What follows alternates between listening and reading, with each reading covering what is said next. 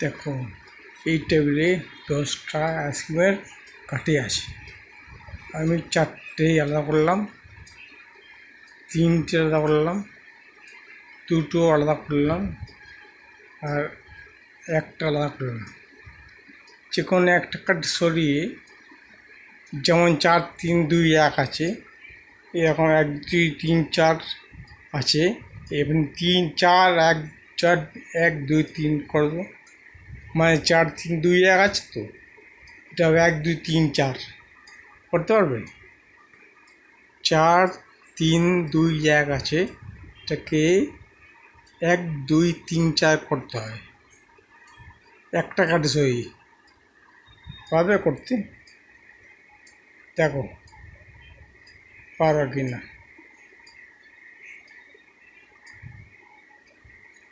যেমন 4 3 2 1 আছে, এরকম 1 2 3 4 হবে,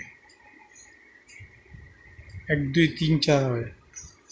আমি দেখাচ্ছি, দেখো 4 3 2 1 এমনি হবে। প্রথমে 1 হবে, এখানে 1 হবে, 1 2 3 4 হবে। একটা কাঠি সরিয়ে দেখবে, এ দেখো এখান থেকে এই কাঠিটা সরিয়ে নিলাম, নিয়ে এইখানে ঢুকিয়ে দিলাম। তাহলে 1 2 3 4 হলো তো। কেমন কালার ধরুন। দেখো আর একটা স্কোয়ারে খেলা, এইরকম স্কোয়ার রয়েছে আর এরকম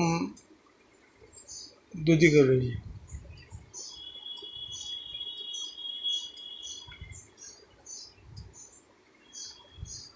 এরকম রয়েছে, যে কোনো দুটো কাঠি সরিয়ে ডবল স্কোয়ার করতে হবে। পারবে? দেখো